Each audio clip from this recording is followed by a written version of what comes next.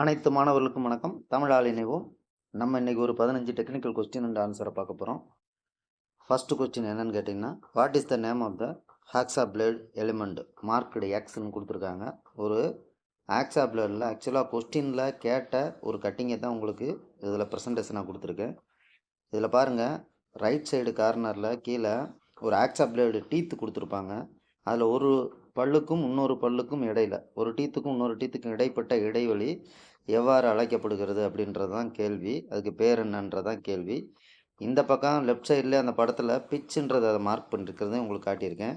அப்போ இந்த கொஸ்டினுக்கு ஆன்சர் என்னன்னு கேட்டிங்கன்னா பிச்சு. ஓகேவா? அடுத்து பாருங்கள், what is the name of the part of the file marked X. ஒரு ஃபைலை கொடுத்துருக்காங்க, அதில் ஒரே ஒரு பார்ட்டை எக்ஸ் மார்க் பண்ணியிருக்காங்க. அது என்னன்னு கேட்டிருக்காங்க. சரியா? இதில் பாருங்கள்,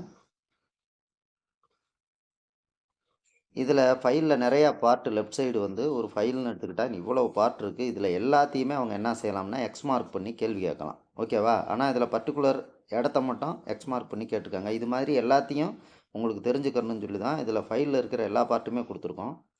இதில் இருக்கிற எல்லா பார்ட்ஸுமே தெரிஞ்சுன்னா ஒரு ஃபைலில் ஏதாவது எக்ஸ் மார்க் பண்ணி ஃபிகர் கொடுத்து கேட்டாங்கன்னா நம்ம என்ன செய்யலாம் அப்படின்னா ஈஸியாக ஆன்சர் பண்ணிடலாம். ஓகேவா? இதுக்கு ஆன்சர் வந்து ஷோல்டர்.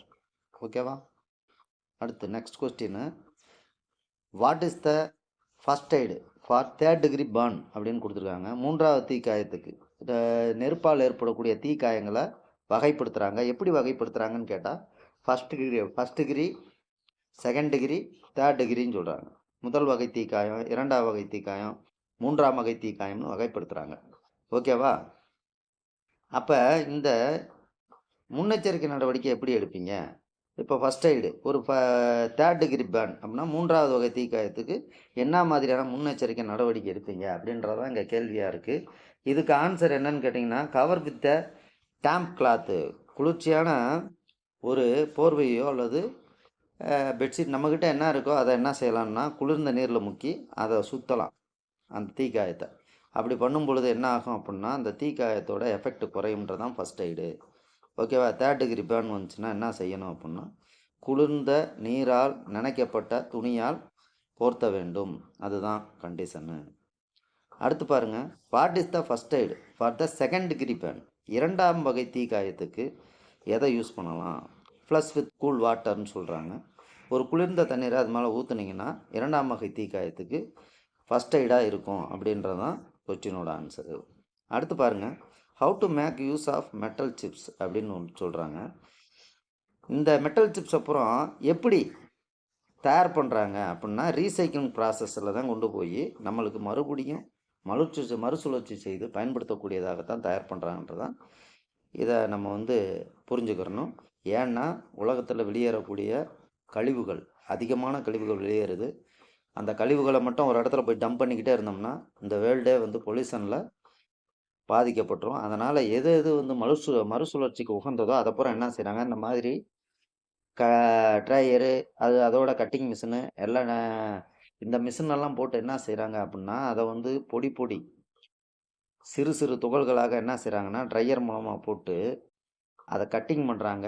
கட்டிங் பண்ணி அடுத்தடுத்த ஸ்டேஜுக்கு கொண்டு போகிறாங்க. பெரிய பெரிய மெட்டல் பீஸாக இருக்கிறத சின்ன சின்ன பீசஸாக என்ன செய்கிறாங்க, இந்த மாதிரி இயந்திரங்களை வச்சு பிரேக் பண்ணி அதை ஃபஸ்ட்டு பவுட்ரு மாதிரி ஆக்கி அதுக்கப்புறம் கெமிக்கல் ப்ராசஸ் கொண்டு போய் மோல்டிங் பண்ணி அதில் எந்தெந்த மெட்டலை வந்து என்னென்ன கேட்டரில் பிரிக்கணும்னு பிரித்து மறுபடியும் அவங்க என்ன செய்கிறாங்கன்னா மறுசுழற்சி ப்ராசஸில் ப்ரொடக்ஷன் பண்ணுறாங்க அப்படின்றதான் இந்த கேள்விக்கு ஆன்சராக இருக்குது.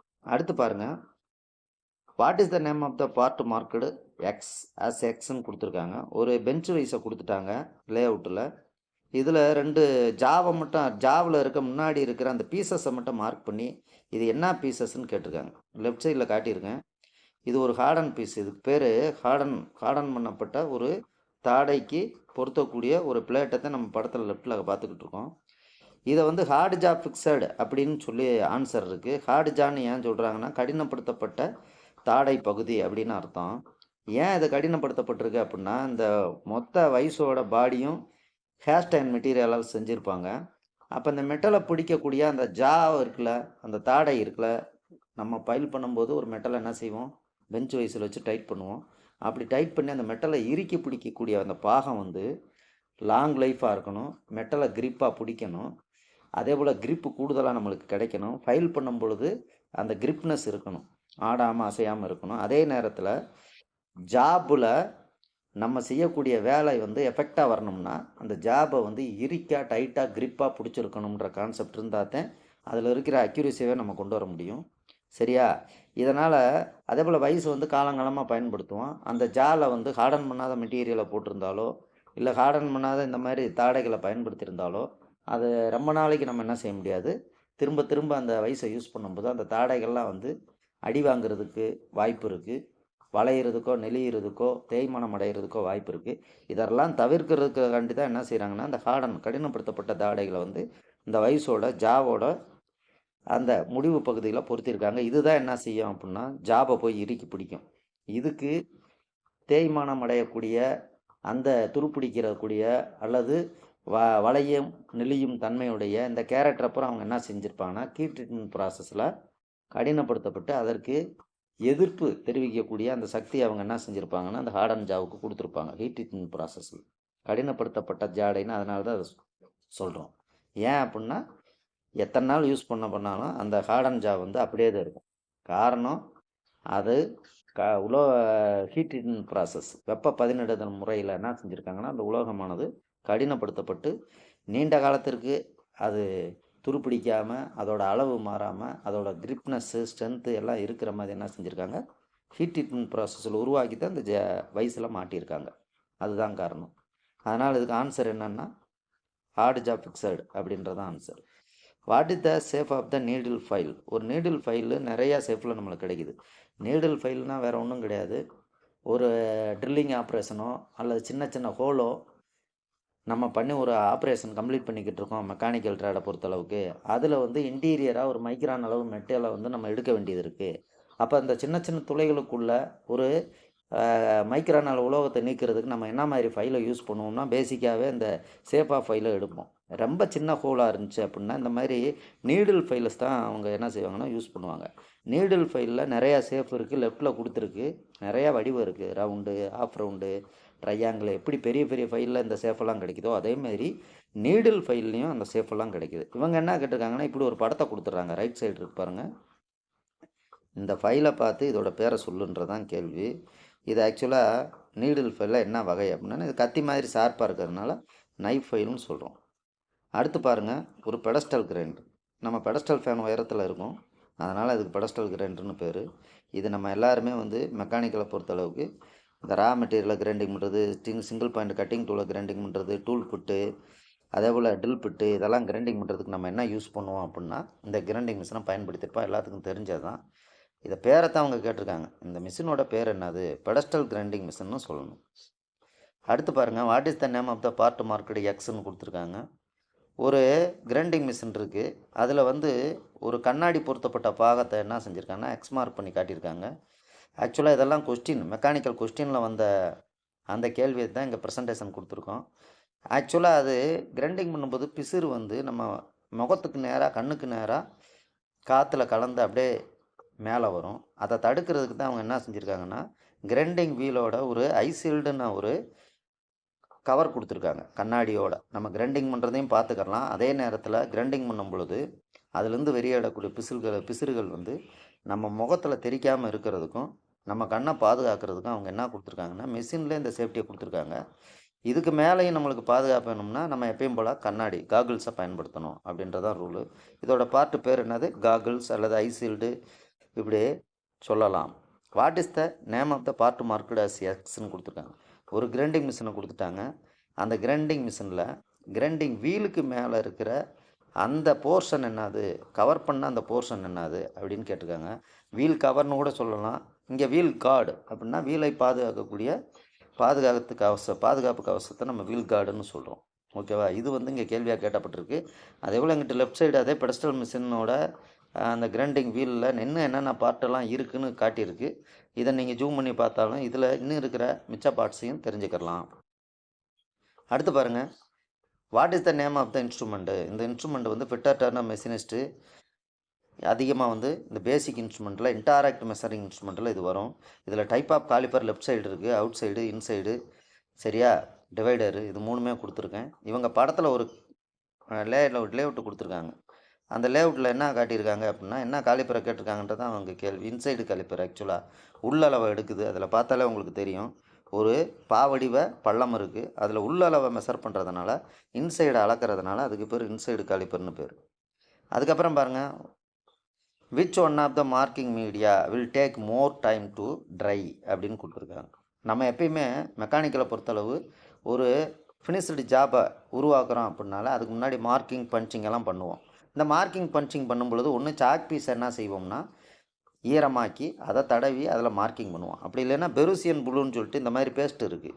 ஆக்சுவலாக ஃபேக்டரிகளில் டூல் ரூம்களில் பயன்படுத்தக்கூடிய மார்க்கிங் மீடியா எதுன்னா இதுதான், பெருசியன் ப்ளூன்னு பேர். இதில் என்ன செய்வாங்கன்னா ஃபினிஷிங் சைஸுக்கு கொண்டு வந்த பிறகு அதில் பர்டிகுலராக எந்தெந்த பார்ட்டில் என்னென்ன ஆப்ரேஷன் வரணுமோ அதுக்கு முன்னாடி என்ன செய்வாங்கன்னா இந்த பெருசியன் ப்ளூவெல்லாம் தடவி கொஞ்சம் நேரம் என்ன செய்வாங்கன்னா காய விட்டுருவாங்க. 2-3 மணி நேரம் அதை காய விட்டால் தான் இந்த பெருசியன் ப்ளூ என்ன செய்யும்னா ட்ரையாக நல்லா காஞ்சிரும். டார்க் ப்ளூ கலரில் இந்த மாதிரி பக்கத்தில் காட்டியிருக்கு பாருங்கள், அந்த மாதிரி இருக்கும். அதுக்கப்புறம் அதில் நம்ம என்ன ஆப்ரேஷன் பண்ண போகிறோமோ அதை மார்க் பண்ணும் பொழுது நம்மளுக்கு தெளிவாக வந்து மிஷினில் ஆப்ரேட் பண்ணிக்கிருக்கும் போதே நம்ம எடுக்க வேண்டிய பார்ட்டை எடுத்துக்கிட்டு இருக்கோமா, கரெக்டான அந்த சேஃப் வந்துக்கிட்டு இருக்கா, டைமென்ஷன் காட்டிலையும் அதிகமான அளவோ குறைஞ்ச அளவோ எடுத்துக்கிட்டு இருக்கமான்றதை இந்த மார்க்கிங் வந்து இந்த ப்ளூ லேயரில் சூப்பராக நம்மளுக்கு தெரியும். அதனால் இந்த மார்க்கிங் மீடியா யூஸ் பண்ணிட்டு நம்ம மார்க்கிங் பண்ணி அதை ஜாபை வந்து ஃபினிஷ் பண்ணோம்னா அக்யூரேசியில் எந்த பிரச்சனையுமே இருக்காது, டைமென்ஷன் க்ளீனாக கிடைக்கும். இதைத்தான் வந்து ஒர்க் ஷாப்புகளில் டூல் ரூம்கள்லாம் பயன்படுத்திக்கிட்டு இருக்காங்க. இது பேஸ்ட்டாக கிடைக்கும். ஒரு சின்ன ட்ராப் எடுத்து ஜாப் மேலே அப்ளை பண்ணால் அந்த ஜாப் முழுவதும் என்ன செய்யணும்னா டார்க் ப்ளூ கலராக மாறிடும். என்ன ட்ரை ஆகிறதுக்கு கொஞ்சம் நேரம் எடுத்துக்கிறோம், 4-5 மணி நேரம் எடுத்துக்கிறோம். எடுத்துக்கிட்டு தான் இது என்ன செய்யும்னா புலரும், ட்ரை ஆகும். அதுக்கப்புறம் தான் நம்ம மார்க்கிங் பண்ண முடியும். அப்போ இது இந்த மார்க்கிங் மீடியாவுக்கு பேர் என்னன்னு கேட்டால் பெருசியன் ப்ளூன்னு சொல்லணும்.